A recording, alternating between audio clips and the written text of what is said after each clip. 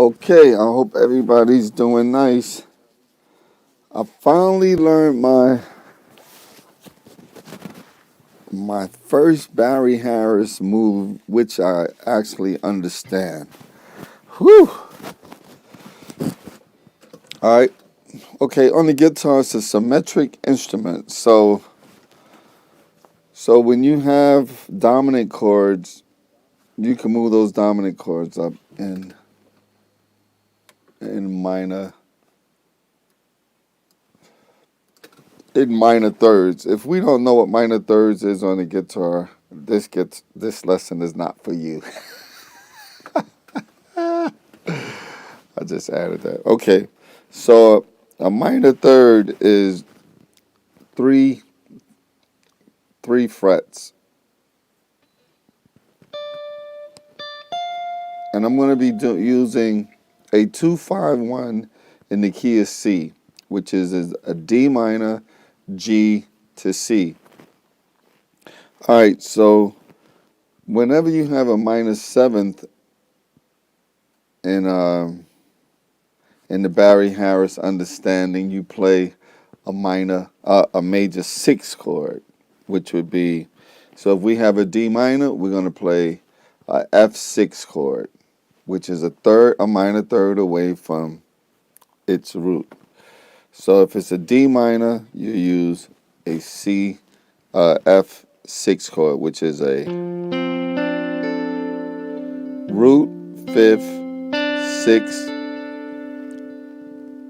and third. And if you go up the guitar to be,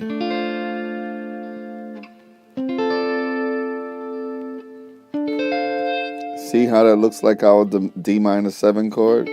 Even though Barry Harris calls it a 6 chord, because it has the 6, the 5th, what is that? The 5th, and the root. See the root Fs? Over here is 5th, 6th, root, and then the root on the low. So these are different inversions of an F6 chord. So you can start on either one of those chords when you playing. You see that?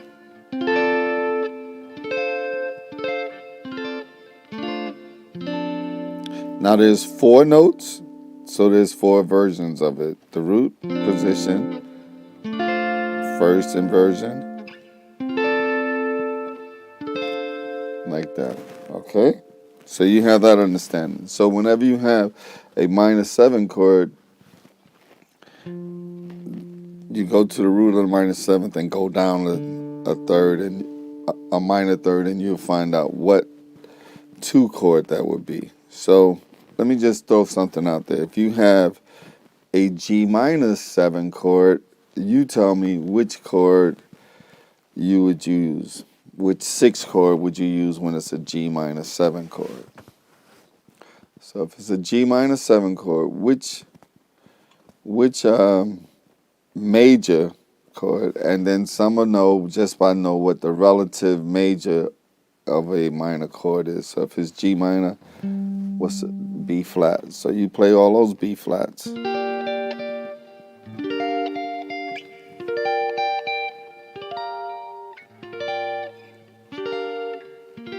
That's nice. Like that. Okay? So now we established the 2 chord.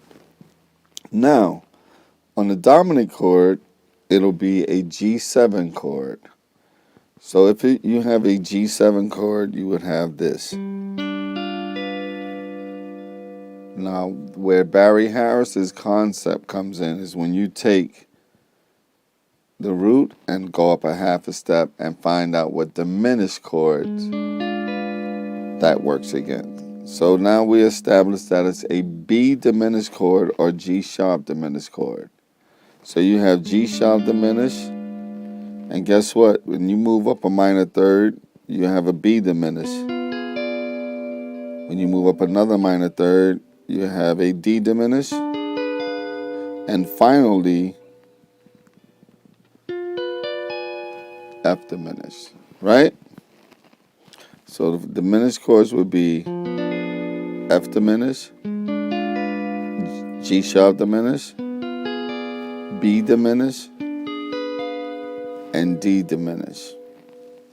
Now, Barry says that when you have a diminished chord, if you lower either one of those fingers, you will find a different dominant chord. So let's lower our first finger. We'll have a G7 chord. Now let's go back. Let's lower our second finger, and now we'll have a E dominant chord. Let's lower our third finger. Now we have a C sharp diminished dominant chord. See that? And if we lower this finger, we'll have a B flat 7 chord. See that? E7, G7, B flat 7, D7, and then back over. That was wrong. Hold on. What did I say? E7, G7, B flat 7, and then C sharp 7. So if you have those chords, that means you can play these type of lines. For example,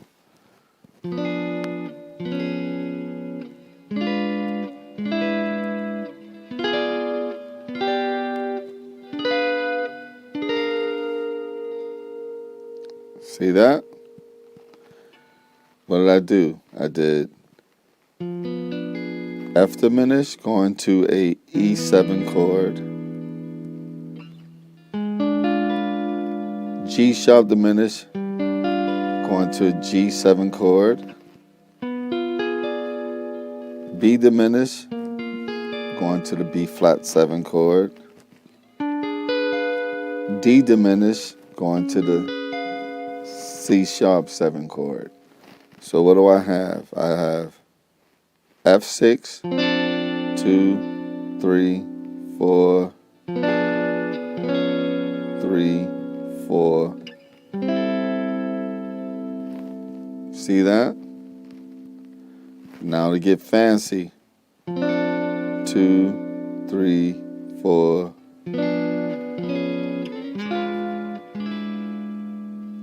Is that wrong? Hold on.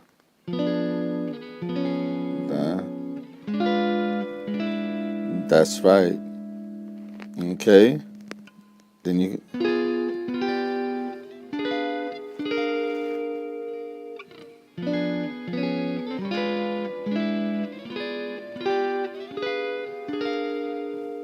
Very nice move. Now, when you have a major chord, which is the one chord, you could play a G6 chord or a C6 chord, which would be G6, G6, G6, and that'll cover. I gotta get this call. Hold on, Pop. That's pretty much it.